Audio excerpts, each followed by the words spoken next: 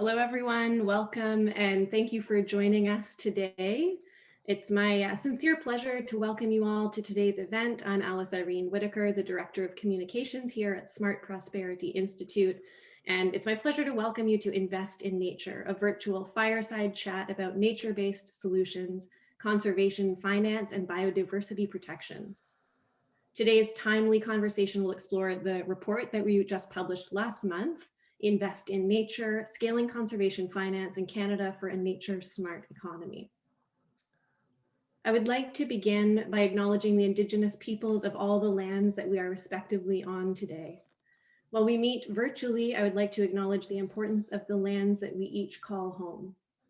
We do this to reaffirm our commitment to and responsibility for improving relationships between nations and to improve our own understanding of local Indigenous peoples and their cultures. From coast to coast to coast, we acknowledge the ancestral and unceded territory of all of the Inuit, Métis, and First Nations people that call this land home.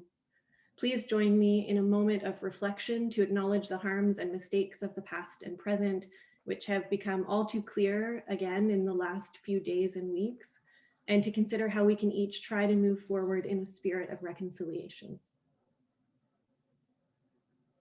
It's my great pleasure to now introduce our moderator for today's discussion, Eric Campbell. Eric is my great colleague who has spent 16 years working with governments and NGOs on environmental policy, communications, and business development. He supports various projects here at Smart Prosperity Institute, including most recently as the founding producer and host of Smart Prosperity, the podcast. So I think you're all in for a real treat today. Enjoy the conversation, and over to you, Eric. Thank you, Alice Irene, and hello and welcome everybody. As well as tuning in from the land traditionally stewarded by the Algonquin Anishinaabe peoples, I'm also tuning in from my laundry room. This is not a virtual background. I'm embracing the unusual work setting during these final days of COVID in Canada. Welcome to today's fireside chat, although rather than a fireside chat, I was hoping we could rebrand it as a poolside chat or a dockside chat. Might be more fitting of the June mood, and also recognizing that for many regions across North America right now, there are drought conditions and we're entering into a potentially dangerous season of wildfires. So I'm going to suggest we stay away from the F word, unless it comes up, of course, during the context of today's conversation. One way or another, the idea today is that we're keeping this casual, we're keeping it dynamic, we're making room for participation from the audience so that we can all walk away today with some useful and timely insights about how to better protect and restore nature systemically in Canada. I think the overarching question is, how do we create a vibrant market for nature conservation and restoration so that it makes as much money sense for a company to invest in protecting 1,000 hectares of forest as it does for that company to invest in a new piece of machinery or a process innovation. So that it's as easy for an individual to pay a little bit extra to plant a tree as it is for that individual to leave a tip for a barista. So that we can measure and monitor investments in nature as systematically as we can measure and monitor investments in government bonds, and so that municipal governments can justify on the balance sheet keeping a wetland intact versus building a development and a bunch of sewer infrastructure. How do we create that vibrant market? What we'll hear about today is that the mobilization of investment in finance is a major barrier to protecting nature. We'll hear about tools and best practices for overcoming this barrier. We'll talk a bit about the dynamic between climate policies and nature policies.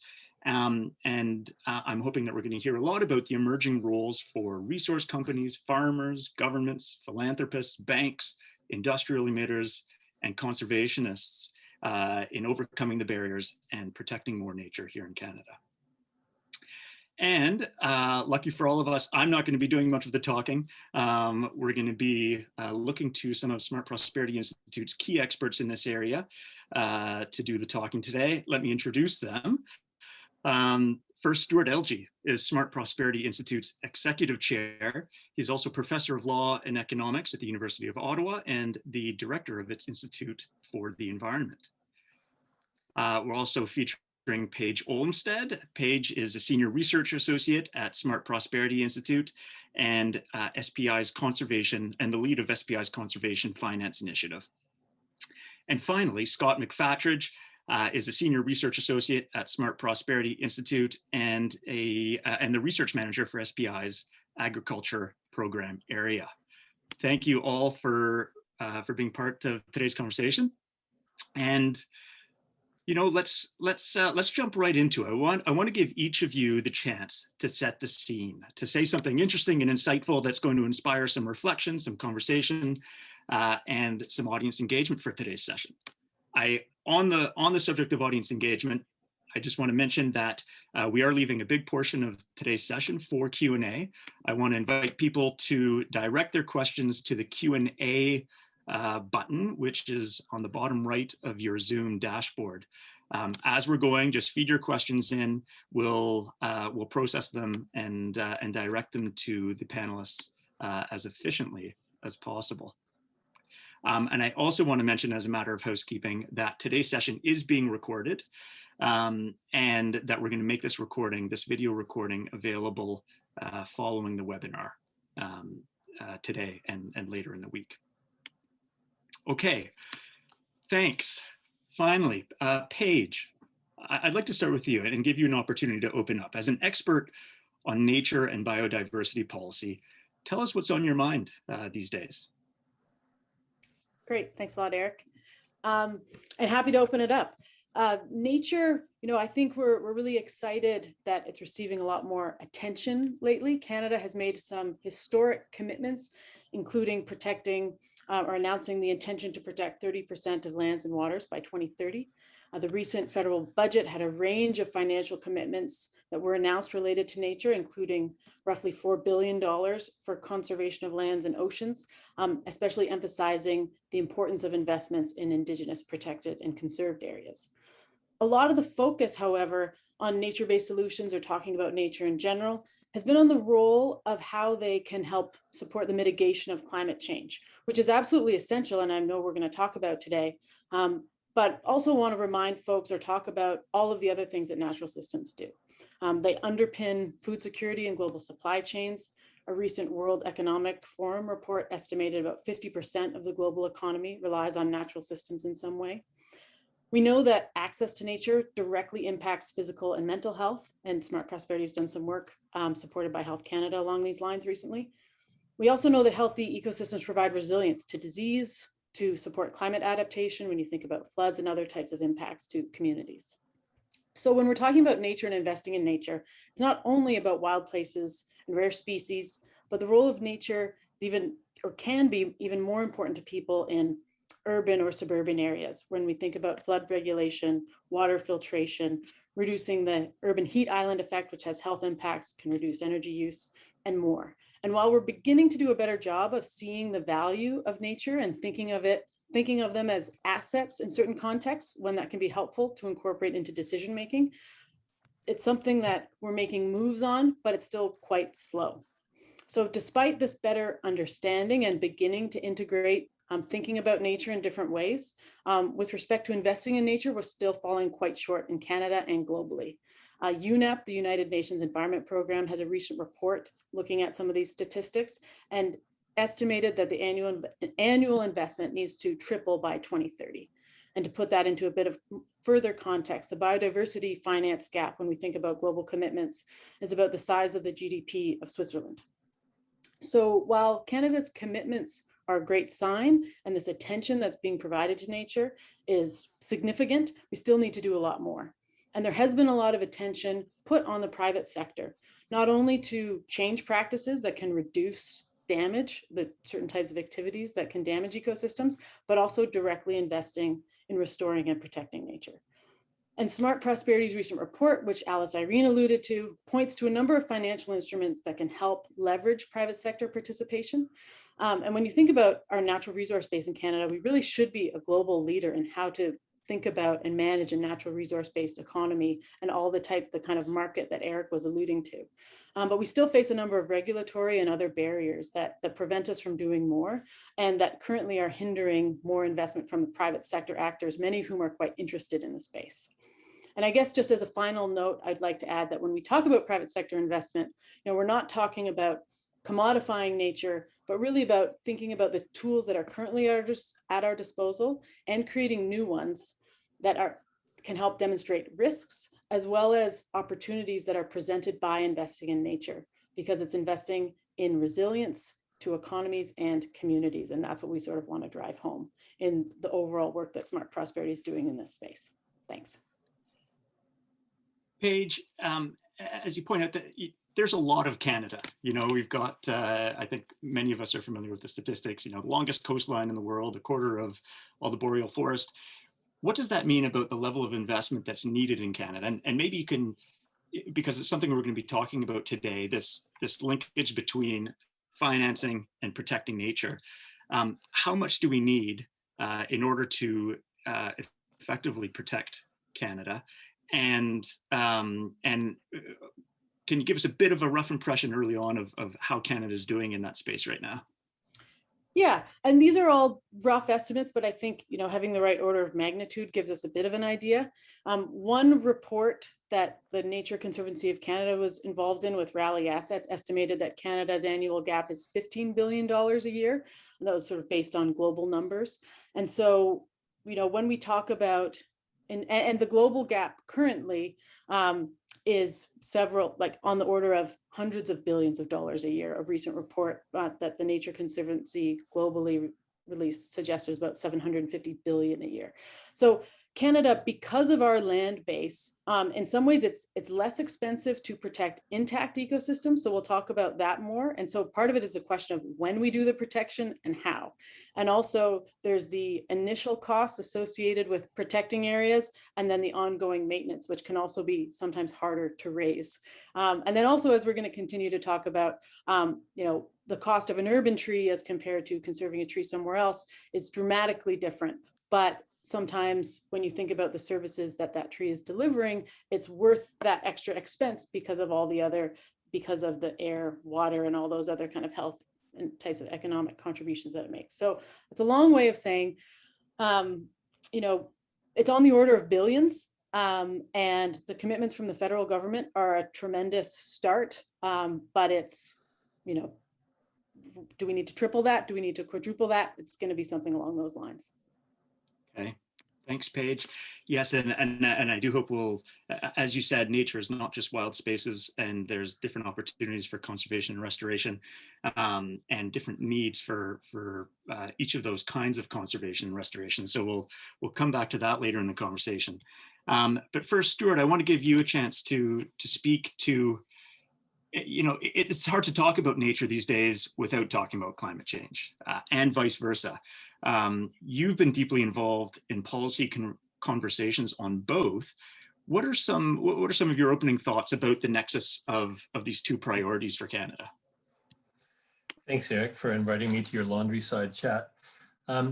So I'm going to focus a little bit on forests, I think, because my colleague Scott's going to talk about agriculture. And in that area, it's true to say that Canada has a truly globally significant opportunity to conserve both carbon and biodiversity in its forests, particularly the northern forests. There was a landmark study that came out last year in the Royal Society Journal looking at where opportunities to conserve both carbon and biodiversity existed around the globe and where those two overlapped. And if you look at the map that comes out of it, one of the top 3 opportunities is Canada's Boreal. If you think of a visual, think of a big area stretching from the James Bay lowlands up through the northern prairie provinces, all the way up through the NWT to the Yukon. That whole band in there is really one of the top 2 or 3 global opportunities to conserve both carbon and biodiversity in nature, according to some of the world's top scholars. Just to give you a sense of the kind of scale of that opportunity, just the trees alone in Canada's forests store more carbon than all of the CO2 emitted globally in 1 year. And that's just the trees. The soils have 4 times more carbon in them. So there's a lot of carbon up there. The other part that's really significant is the opportunity for economic development for northern Indigenous communities. The revenues from conserving carbon and biodiversity in northern forests could play a big role in building sustainable economy in areas where economic opportunities are hard to come by, particularly sustainable ones. The challenge is how do we finance biodiversity and carbon conservation in Canada's forest ecosystems, particularly northern ones. Our report talks about a bunch of different finance options, which we'll get into today, I think, funds and bonds and tax incentives and offsets. And right now, the largest source of financing for carbon conservation globally is carbon offsets, carbon markets. Globally, the market for carbon trading is about $300 billion a year. Of that, over 99% is what's called regulated offsets, offsets that are meeting a compliance obligation. Less than 1% is voluntary offsets, although there's a hope that that will grow. In Canada, we've been talking about having carbon pricing and offsets for 20 years, and we finally have it because the Greenhouse Gas Pricing Act has been brought in and was upheld by the Supreme Court of Canada in a case I helped argue earlier this year. It seems like carbon pricing is here to stay for the foreseeable future. We have a price that's at $40 a ton now and rising by $10 to $20 a year going forward for the next decade. And that's creating a significant market also for offsets. There will be a market probably of hundreds of millions of dollars a year, maybe rising to billions over time, to invest in offsets. And about half of the offset market globally is for forests. And so for Canada, it's really worth thinking about how do we tap into that pool of capital? How do we direct a good chunk of that capital, as Paige said, to help meet the carbon and biodiversity financing challenge in Canada? And let me just finish by saying that the challenge for us is using an offset regime for northern forests is not an easy fit. I won't get into the weeds, but those of you who know offsets know that one of the big requirements is what's called additionality, that you're conserving more carbon than would otherwise have been the case. And so usually there has to be some kind of threat or destruction facing a system, whether it's forest or farming. And of course, a lot of those northern regions don't really have much present threat from economic development.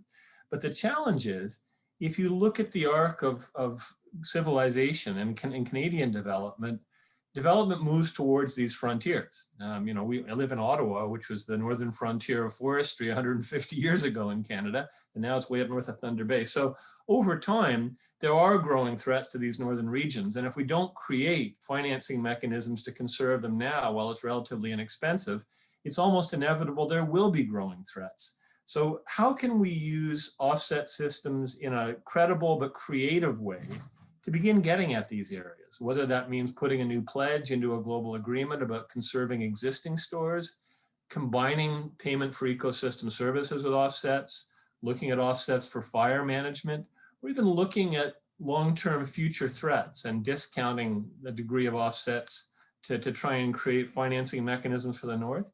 If we do, it could be a big solution, not just for climate and biodiversity, but helping to build sustainable economies for Indigenous communities in Northern Canada, which is really a big triple win.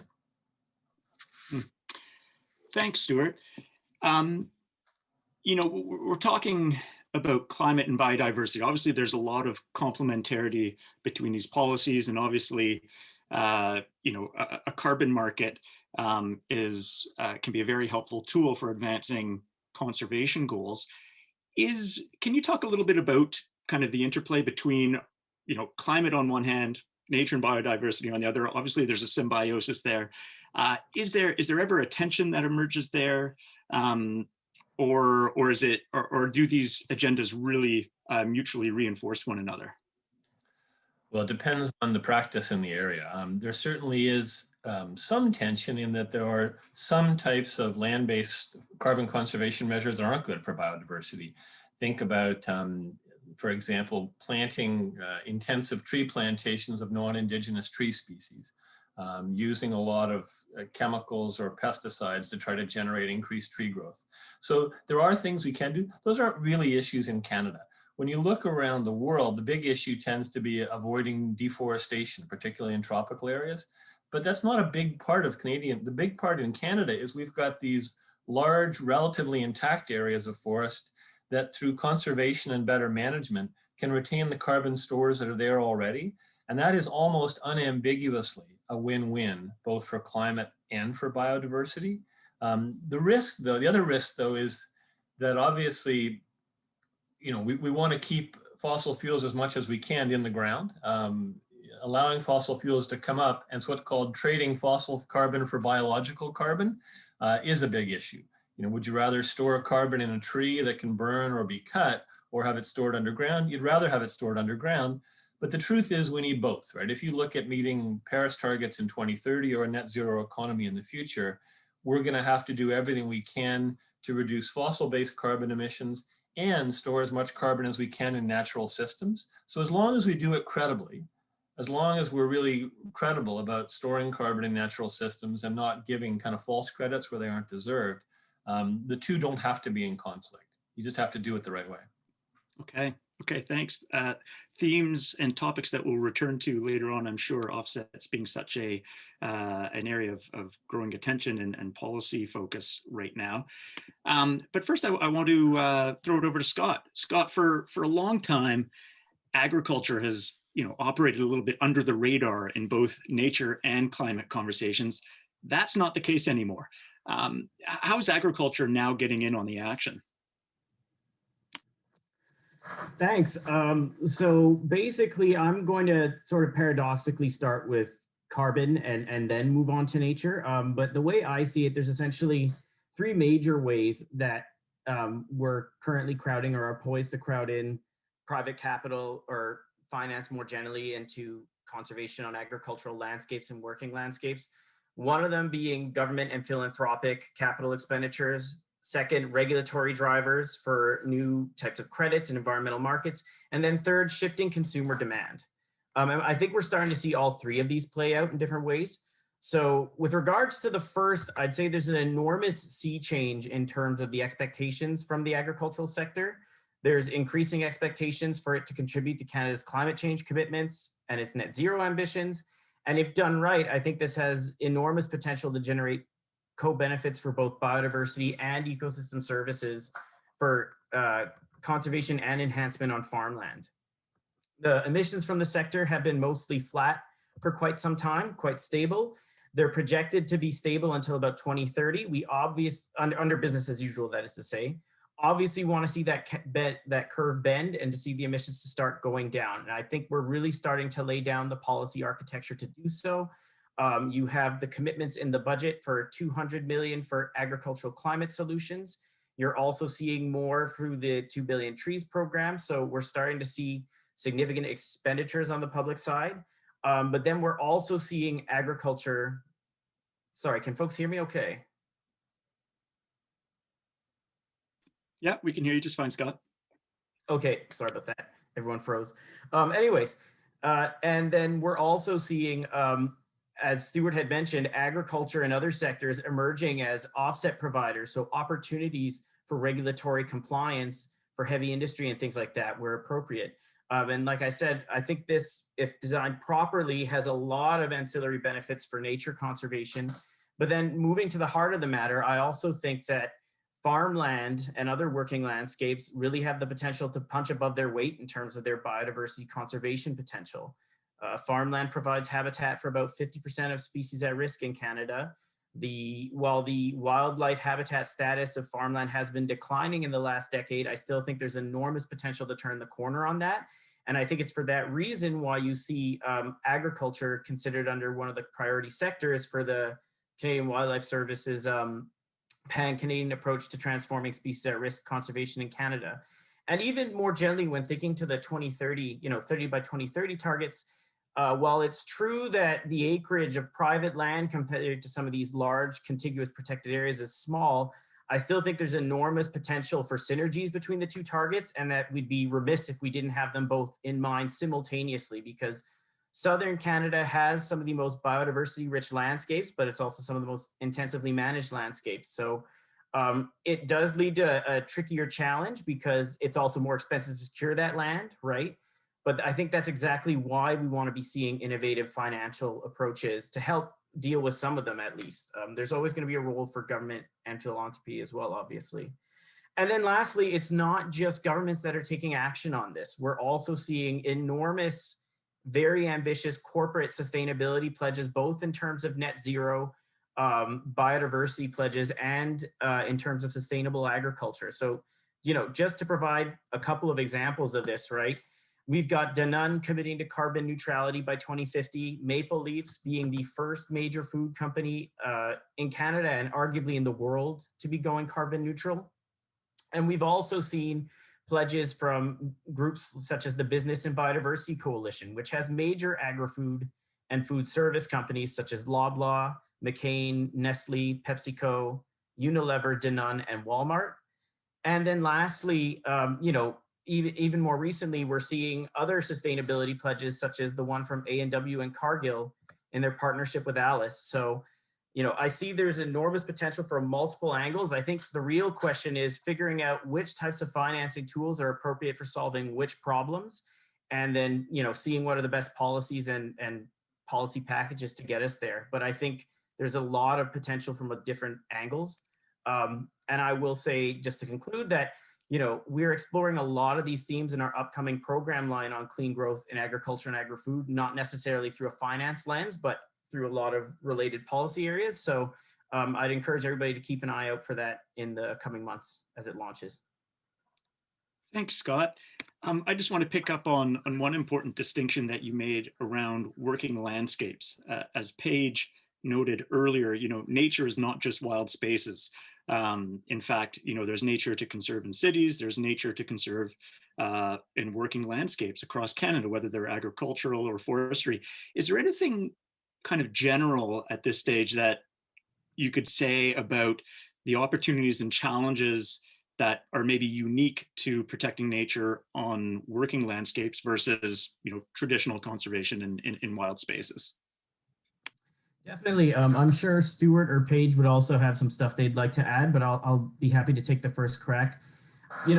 I think it's not necessarily unique in agriculture, but, because it's also in forestry and fisheries, but in many cases, sustainable agriculture or commodity production can be a particularly attractive investment opportunity because it already produces a steady stream of income from the sale of commodities, especially if there's sort of premiums associated with credence attributes or eco-labeling, such as organic and so on. I also think that in some ways they're probably starting from a better position, because even though it was more for, bread and butter food, fiber, fodder production, et cetera, there's already fairly sophisticated and developed financial institutions and services for the agriculture and forest sectors. And so I think those are the positions of strength. What I think is where the tough part is, and the trade-off is that, of course, conservation or nature conservation doesn't really refer to one thing, or refers to many things. In some cases, it's pure habitat set aside. In other cases, it's trying to optimize management and restoration for ecosystem services. And then other cases, it's trying to just produce food and fiber more sustainably and manage the cropland sustainably, and ideally try to signal that to consumers and capture a premium. So it's different sets of challenges, but I think that's also kind of where it gets tricky, right? Because there are obviously multiple competing uses for the land and multiple trade-offs and opportunity conservation costs you need to be considering. And so in a way, it's great for some aspects, such as perhaps ecosystem service provisioning or the sustainable, cropland production, if you can especially channel that to consumers, but it can arguably be more difficult, or at least more challenging, to finance the pure conservation on these types of landscapes, precisely because the opportunity costs are higher. But I mean, that doesn't mean they're insurmountable. It just means we have to be creative about the different financing approaches and policies and regulations available. And so even there, right, it's just thinking about how do you maximize the environmentally adjusted returns to the land. In some cases, it makes sense to be maximizing the delivery of ecosystem services and their associated credits if there's a market. In other cases, there might be spillover effects that you want to take into account, and really you're just trying to intensify production in the most sustainable way possible. So I think that's really the crux of it, is that there's multiple competing land uses that makes it challenging to identify, one, getting the money purely for the conservation, and then second, how do you balance between those two competing considerations? Okay. Thanks for that, Scott. I want to, just taking a step backwards, we've identified that, we've got these very ambitious nature protection and biodiversity protection targets in Canada.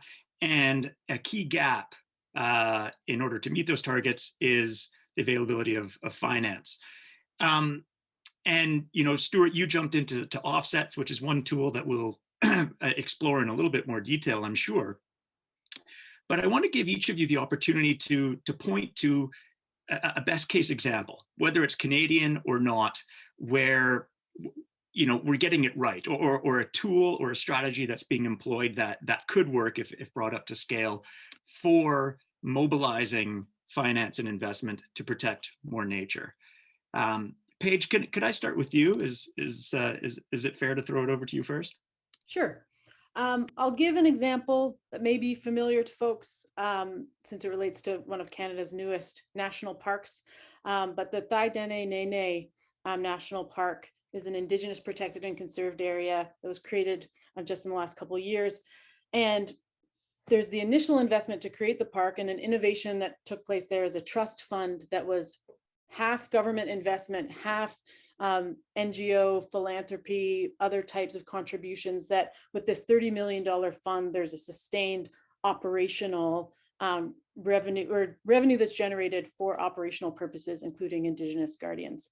And so this sort of shared financing model to fund ongoing park and conserved area management is being tested in a variety of places around the world. I think we're going to see more of it, especially as we're trying to scale protected and conserved areas in Canada, especially in the north, because not only is it about revenue generation, but it's also about who's control and who has the capacity and power to manage and make decisions about the landscape. And for Indigenous protected and conserved areas, when these are taking place in traditional lands, I think that's a really important, and ultimately was instrumental in the communities agreeing to allow this to take place in their lands. Another quick one that I'll add, that's sort of the other side of the coin, tying into what Scott was talking about with agricultural lands, where there's already revenue streams like in agriculture and forestry. Sometimes attracting private investment becomes a lot more straightforward because the types of instruments you're talking about look a lot like any type of equity investment you might make.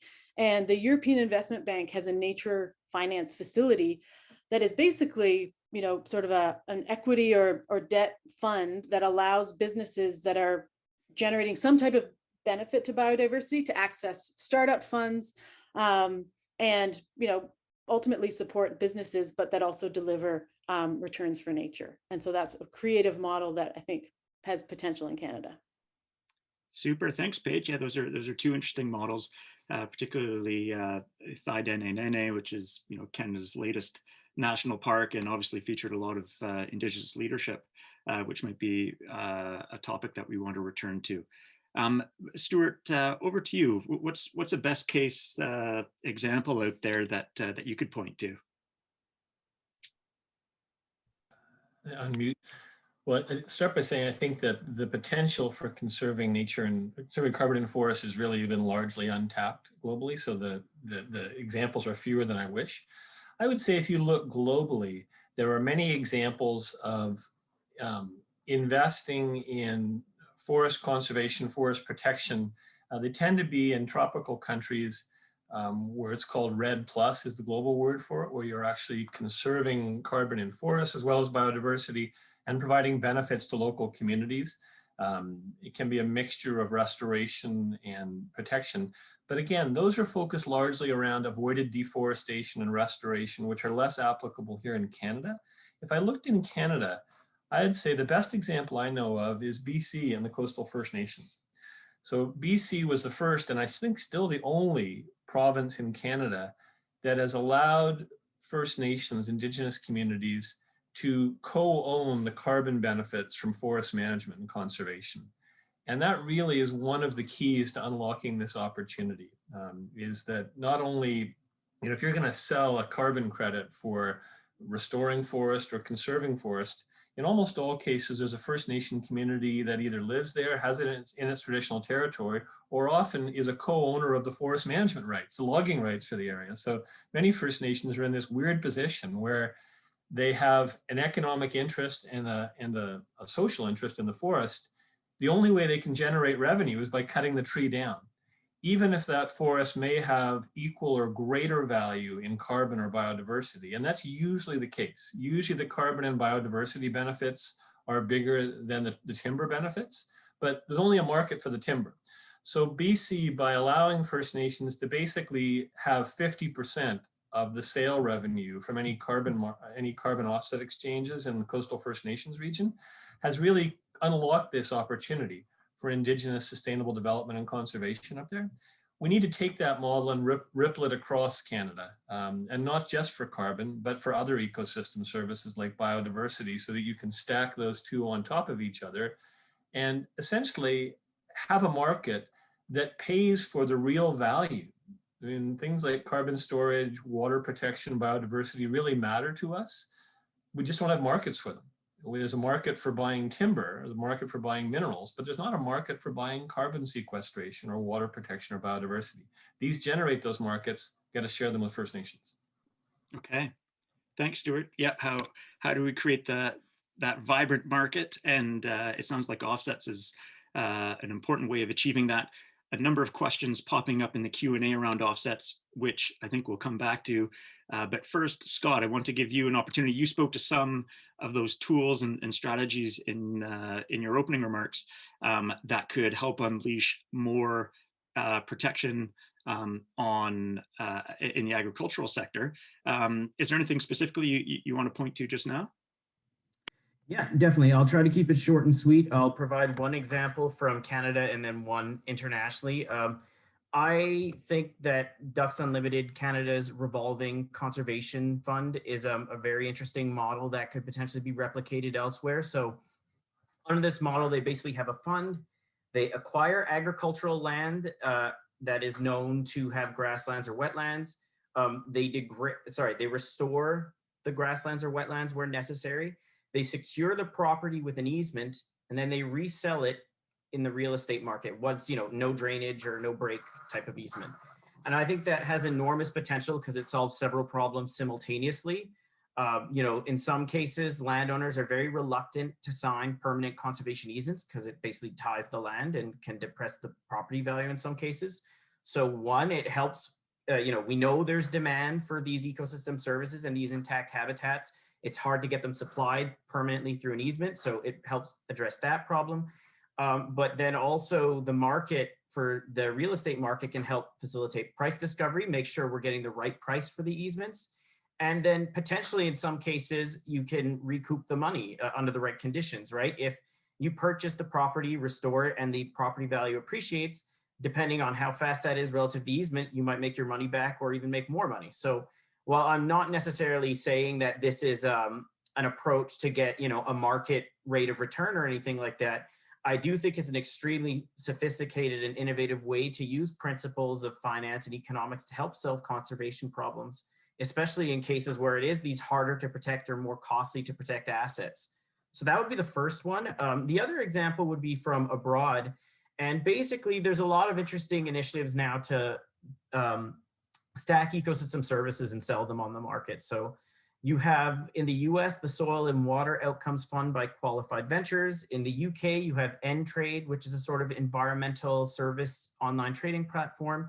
And in many of these cases, it's really just trying to find, whether it be through an intermediary or a platform, multiple buyers and sellers so that they can get the full suite of benefits from these land management practices, so that you can make the appropriate land retirements where necessary, or you can encourage cover cropping to help water service companies reduce their costs. So sometimes it's with multiple sellers, other times it's a single one, but I think it's a great way to try to reward this full suite of environmental services that producers are providing to society.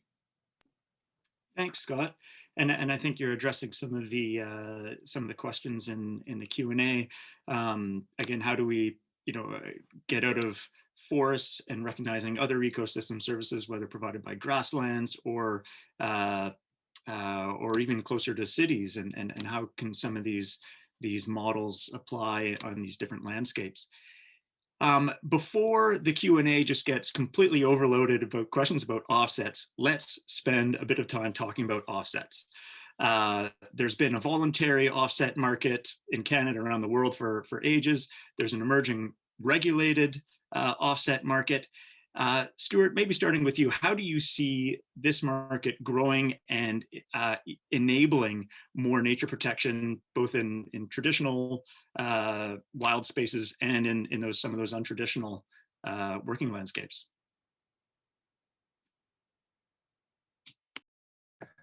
Thanks, Eric. As I said before, in terms of offset markets globally, over 99% of the market currently is on what's called regulated or compliance offsets. So what that is somebody, there's a firm that's part of a cap and trade system or a carbon tax or some sort of carbon regulation. And one of their options for meeting that carbon reduction obligation is to pay another business or community to store more carbon or to reduce their emissions. So the firm will reduce its own emissions as much as it can down to a certain price, but it may be too expensive for them to go further. And they'll look to somebody else, whether it be a clean energy provider, a landfill, a forest, or a farm, and say, I'll pay you $40 a ton to reduce your emissions more than you would have otherwise. And that's an offset. So over 99% of that is driven by regulatory compliance right now. Because firms are actually looking to meet an obligation. Regulation really is the biggest driver of investment in GHG reduction right now. But the voluntary market, which is somewhere around $300 million a year globally right now, as opposed to more like 300 billion for the regulated market, is projected to grow. And there's hope that it'll grow by a factor of 10 to 15 fold over the next decade or so. And you're seeing more and more large companies make these pledges to offset their emissions. The kind of Amazons and Apples of the world are coming in. So I think there certainly will be growth there. It will not catch up with the large regulated market. The challenge, as I said, for offsets and forests is showing that you're doing something more than you would have otherwise. And in Canada, where really the big opportunity for carbon for us is kind of the northern half of our country, which is sitting on one of the largest carbon storehouses on planet Earth, is how do you reconcile that with an offset-based financing regime? And one, there are ways, for example, let me give you an example. You could say, the commercial logging line tends to end kind of in Northern Ontario, Northern Manitoba, and Saskatchewan, but it's been gradually moving north every decade for the last 200 years. And so you could look at those next areas where the development line is moving north and say, look, we're going to give you a discounted offset. We're going to recognize it's going to take 10 or 20 years, and you might only get 10%, 10 cents on the dollar or 20 cents on the dollar rising over time, recognizing that you're not going to be conserving much today, but over time that'll store it. And then the government's committed billions to pay for biodiversity conservation, not just in forests, but farms and wetlands. If you were to layer that government payment for ecosystem service on top of, let's say, a discounted carbon offset, you're starting to generate the kind of revenue that can actually begin to finance conservation and sustainable economies in the north. And that's really the prize we have to get to. The other option, which has been thrown around, is adding to the global climate agreement, not just an obligation to reduce emissions, but to conserve existing stores of carbon. And so if we added that to the global climate framework, not as a trade-off for emission reduction, but as a separate obligation, that keeping existing stores in nature where they are is the kind of commitment and pledge that countries should be making, then you would create another whole driver for conserving those stores in Canada and elsewhere. So those are a couple of ideas. Okay, thanks, Stuart. We're seeing the development of this offsets protocol at a federal level. It's focusing on, at the moment, the protocols are being developed for offsets in forests and soil carbon. So those might be, two areas where we see a more vibrant market, offset market emerge in the near term. Paige, there's a lot of interest in the Q&A bar about other forms of lands, whether it's coastal ecosystems, grasslands. I know you've looked at a variety of, including, kind of municipal and more urban landscapes. What tools do you see helping us to protect those kinds of lands outside of forests and potentially agricultural based landscapes where we might see some offset system emerging in the next few months? Yeah, I think there's, if we're thinking specifically about urban regions, I mean, in many cases, it can be the same types of tools. You know, where you're talking about restoration is actually where offsets are a lot more viable. So I wouldn't write them off. I'd actually say they could be more useful in those types of environments. But, you know, there's also how we're integrating some of these concepts into different types of decisions. So we're seeing more, I mean, there's a need, but increasing use of ecological metrics to actually measure, you know, the benefits of things like natural infrastructure and having them be integrated into how a program is designed or considered, or how grant funding can be made available. The insurance industry is increasingly becoming active in this space, and we're currently working on a project where we're looking at different types of financial models, you know, where you can engage different municipal actors. If you think about flood regulation in particular, you can understand that there's a financial motivation to reduce the costs of floods, and that ecological restoration is certainly a means to do that. And there's a question of how can you set that in motion? So one way is to encourage different types of actions that could lead to reduced premiums, for example. We're also hearing about resilience bonds, which are being implemented in several contexts, and that's where upfront investment from a variety of different actors that could be directly tied to a location or not, provide capital to do different types of ecological restoration, which will lead to these improved results on the flood side in this example. And then that debt is repaid over time through an arrangement associated with the anticipated cost savings. So the idea is that you're further ahead, slowly paying back that investment over time. In the case of a municipality, that would be less than the immediate costs associated with a disaster. Thanks, Paige. And you mentioned bonds there. One of the questions in the Q&A was with respect to green bonds. Do you see it, and Stuart and Scott, I'd like to give you the chance to weigh in also, but is this a, you know, are green bonds a viable tool for attracting private capital and private investment into conservation? And if so, in which cases? Yeah, so, and I saw the question, which also highlighted the idea that it's, you know, it's ultimately government debt when we're talking about sovereign bonds. And so how is that different from, you know, a regular public investment? And so I'd like to speak to that as well. And so, you know, one thing at the moment that we're thinking about is the timeliness of this issue. You know, we know that this is a really critical decade, that a lot on the climate front as well as the biodiversity front. And so if we're actually talking about on the protection side, you know, protecting 30% of Canada, that's a lot of upfront capital soon. The other issue, I think, with bonds and public bonds is that they're politically attractive. You know, I don't think the government, there'd be any budget that said we're going to put $30 billion towards you know, new protected and conserved areas, but you could raise that potentially in a bond format, maybe less than that. But ultimately, you know, when you see demand coming from responsible investors, from pension funds, you know, that also sends a bunch of different signals about the interest in this space.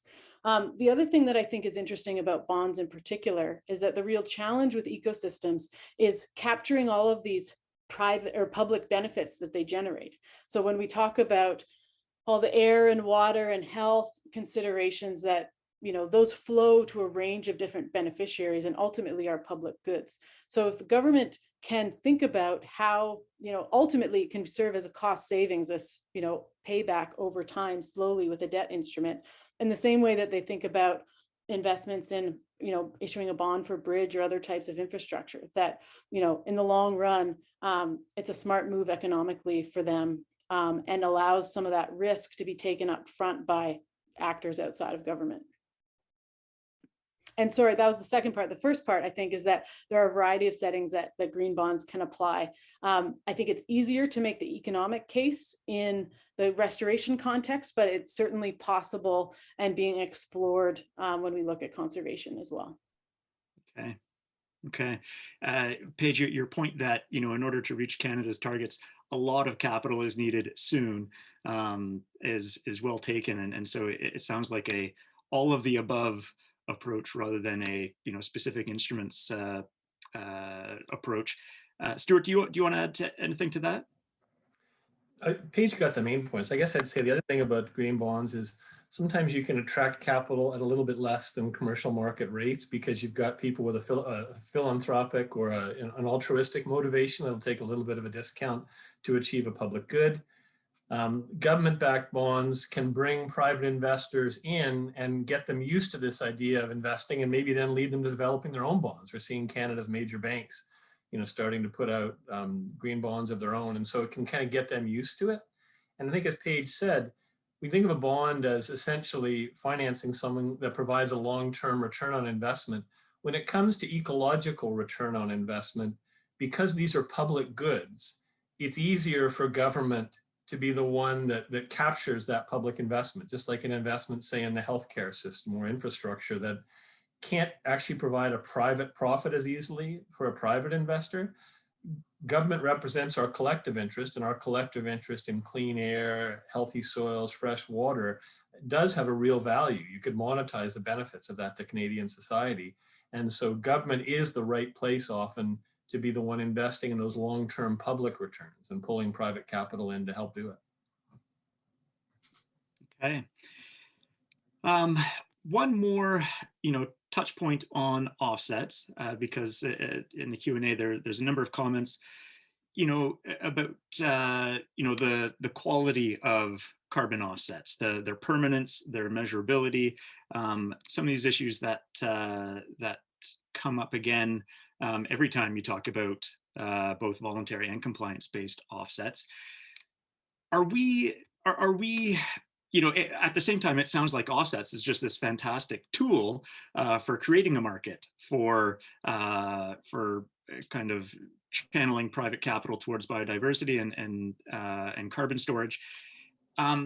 Is there a way of fixing those deficiencies of offsets, or do we just need to live with them and stick with it as just one of the most efficient ways of channeling private capital towards biodiversity and carbon storage? Let me take a first cut at that and let Paige and Scott jump in. So most of the kind of horror stories or critical examples you hear about offsets are in the voluntary market, and it's kind of the Wild West out there, right? We don't actually have a market. Think about trading in corporate securities before we had stock exchanges. We haven't recognized what an ownership unit is. We haven't created regulated markets with widely agreed upon rules that will regulate the trading. That's kind of what most of the offset market is, at least a voluntary market. It's people basically saying, I'm going to have this certified by whoever I want to go out to and certify her. And there are different levels of rigor in the different certifying systems. So there is a wide range of quality in offsets out there right now. And you don't have to look hard to find stories of ones that are shady. But I can tell you, there's far more ones that are actually quite credible and quite rigorous. They just don't make the front page of the newspaper because it's not exciting. Once we move from a largely voluntary system to one that is either regulated or at least a voluntary system with widely agreed upon accreditation standards, you'll see those kind of shady ones dropping off. Just like when you move to regulated securities markets as opposed to kind of the early days of investment, you're going to see some of those shady ones drop out. So that move is already happening, and it will grow, particularly as regulated markets grow. So Canada, because we now have a carbon price across the country, and we are putting out protocols for offsets, those are all going to have specific regulatory protocols that they have to meet. And if you don't meet them, you're going to have a penalty, or you have to give the money back. And so I think if anything, governments are going to err on the side of probably extra rigor that make the offsets a little bit onerous and costly because they want to make sure they're credible, at least in the early days. But there'll be a lot of learning by doing. It's going to take 10 or 20 years, like any new financial instrument, to figure out how to make this work. And there's going to be a little bit of trial and error in there, and people just have to live with that. But when we come out of it, it will be one of the financing tools that will really help drive climate and biodiversity conservation. It has to be. Okay. Anything to add to that, Scott or Paige? Yeah, I was just going to add briefly, offsets get a lot of airtime on this issue, and to highlight that it's a really important tool, and there's a real opportunity right now in Canada as we're designing these protocols to ensure that they have the credibility required. But also in regulated markets in particular, we can change the rules to make it net positive, but ultimately it's a zero-sum game. And so, we want to be focused on also instruments that can do net positive actions for nature, and motivate investment beyond what is required or beyond what can offset. And just as a plug, as we're running out of time, and we'll, again, this is something new and we'll see how it evolves, but the Task Force for Nature-related Financial Disclosures launched officially last week. It's not a rule or a regulation yet, but if it's intending to follow what happened with the task force on climate-related financial disclosures, and this is basically setting up exactly what Stuart is talking about in terms of having common language and how we talk about impacts to biodiversity through different types of investments that will allow financial institutions to report on, and other types of private companies report on how they impact nature, which by having that transparent and public can allow them, there will be some naming and shaming in terms of people changing practices, and likely also motivate the creation of more biodiversity positive type investments. And so I think, offsets and regulatory design is essential, but we also need to be thinking outside of that toolbox as well. Okay. Thanks, Paige. And our time is dwindling, but I want to try to sneak in at least one more good question, and one that I promised that I would get to earlier, which is around barriers. Earlier you identified some best practices that are out there, some that were Canadian, some that were happening internationally. Whether it's offsets, whether it's other financing approaches, what are, and please just, identify quickly one or two that we should have on our radar, barriers to advancing these and implementing these effectively in Canada. Paige, starting with you. Sure. We're working on changing this at the moment, but actually accounting for ecosystem services metrics, whether it's when you're applying for funding for the government, whether it's in municipal reporting on natural assets, being able to account for that on your balance sheet actually allows you to say, we can justify this specific investment in improving an ecosystem. And so the more that we have those data and access to those data, that's also the kind of impact data you need to create a financial instrument to invest in conservation or restoration. So normalizing, thinking about collecting ecological data and making it available opens up a lot of doors for all the things we're talking about. Okay, data. Thank you, Paige. Stuart, over to you. I'd say the two biggies for Canada are public lands and Indigenous co-benefits. And they're really distinct for Canada. So we're a country where 90% of our lands are publicly owned. There's very few, if any, other places in the world that can say that. So when you're talking about investing in these services on land that's owned by the government, figuring out the ownership and the way to attract private capital. Now, that's not insurmountable. We've done that for forests. We've done that for mining. We've done that for oil and gas. We've injected private capital into these public lands. We'll have to do something similar for nature-based services. And the trick will be making sure that a significant portion of that investment flows to Indigenous communities that are either economic co-holders of those rights or treaty-based rights on those lands. And cracking those two, I think, can help us unlock this environmental economic opportunity, particularly for Indigenous peoples in the North. Okay, thank you, Stuart. And Scott, over to you, one or two barriers.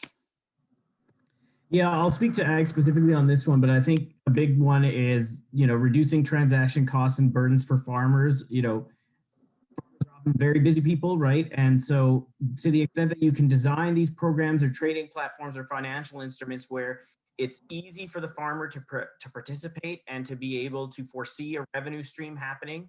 With N-Trade, the UK one, you literally draw a shape on your map saying this is the part that you're willing to provide the services for, and they help with the assessment, reducing the burden on the producer themselves. So, it requires bringing in expertise from outside to help along the way with some of these assessments. But I think that's how you get them to participate and provide the services on which these instruments are going to depend. So I'd say that's the biggie for ag, and the others were covered very, very nicely by Stuart and Paige. Okay, thank you all three. I think, a lot of key takeaways from this conversation. nature doesn't just happen in wild spaces. There's a variety of opportunities and needs for conservation and restoration across Canada, working landscapes, cities, Indigenous lands, and some of those more traditional conservation areas. And there's also a variety of tools to help close that funding gap. I think we also heard that regulation drives finance and investment opportunities. The reason that there's this emerging carbon offsets market is, of course, because of all the regulations that have been created in that area, and perhaps that stronger regulation with respect to nature and biodiversity will help lead to better financing opportunities. So many insights. Thank you for sharing today. I will also put in a plug in for this Investing in Nature report, which Smart Prosperity Institute released recently, and which covers, all of the above and a little bit more. So thank you to the three of you. I'm going to turn it over to Alice Irene to close out today's webinar. Great. Thank you, everyone. Thanks for such a rich conversation today. Thank you, Eric, for moderating such a timely conversation with our panelists. Thank you, Paige, Stuart, and Scott for sharing your expertise and insights. And thank you, Marian, Matt, and Mac for all of your hard work in preparing for and hosting today's event. Thank you, last but not least, of course, to all of you for joining us today, for your thought-provoking questions. We wish we could get to all of them, but it's obviously a really rich discussion, and looking forward to pursuing it more with many of you. Do check out that report for leading edge research and perspectives from SPI. You can subscribe to our newsletter, and you can join us again next week for a webinar where we will explore Quebec's experience transitioning to a circular economy. So I'd love to see you there, and thank you very much. Have a great week.